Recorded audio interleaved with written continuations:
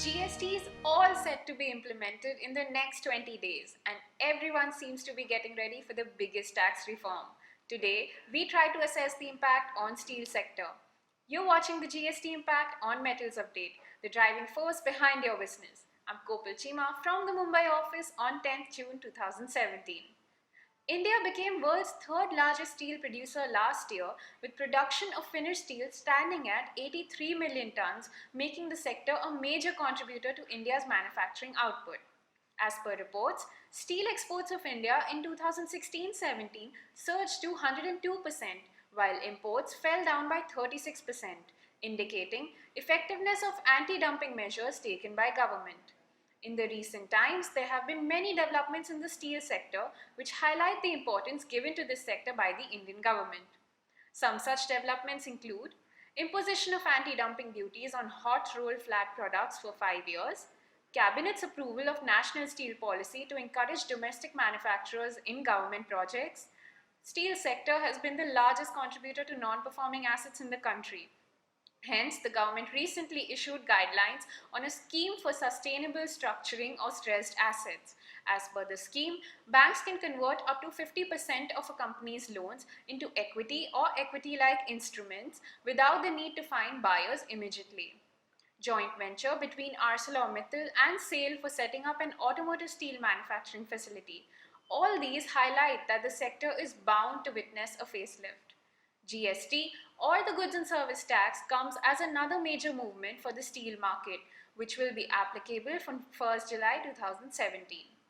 Tax rate for most finished steel products is kept at 18%, along with government's plans to reduce the tax rate of essential steelmaking ingredients like coal and iron ore and keeping them at 5%. Market sources told Metals Update that they would have preferred a tax rate of 15% rather than 18%, as the increase in rate will ultimately impact the end consumer, while also stating that the best outcome from GST will be reduced confusion and mental pressure, as everything will be online and at one platform.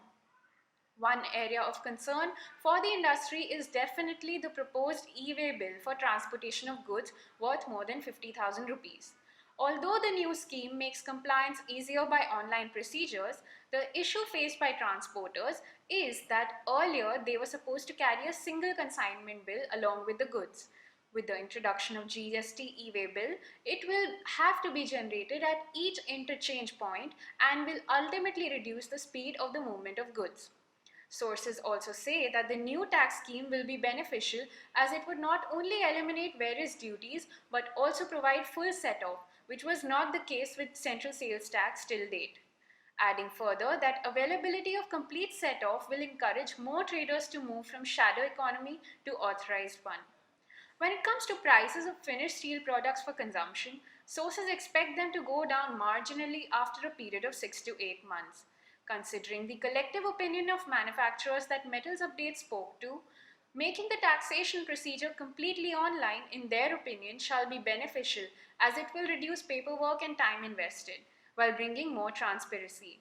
It will, however, prove to be a big blow for people involved in shadow steel market who use illegal bills for tax evasion. In terms of exports and imports, sources from steel associations in India say that there are 100% chances of this bill proving a boon for the industry. They said that the 4% export duty cutoff is a great relief, and that India will not be importing a great amount of steel as it is self-sufficient, adding further that GST will take time to be fully understood, and not the big players but traders and small industries are bound to feel the heat. An ideal scenario for the steel industry in India is when there is an increase in domestic consumption and exports, along with a reduction in imports. With 18% GST rate on steel, though compliances become easy, the final tax cost on products go up, which is ultimately borne by the consumer, thus making it costlier for other countries to buy our steel. On the contrary, by reducing tax rate on inputs, prices of finished products can be expected to go down. This will help boost consumption of domestic steel in India and lessen dependence on lower quality cheap imports. Thank you for listening. Visit metalsupdate.com for more information, and do not forget to subscribe to our YouTube channel. Have a great day ahead.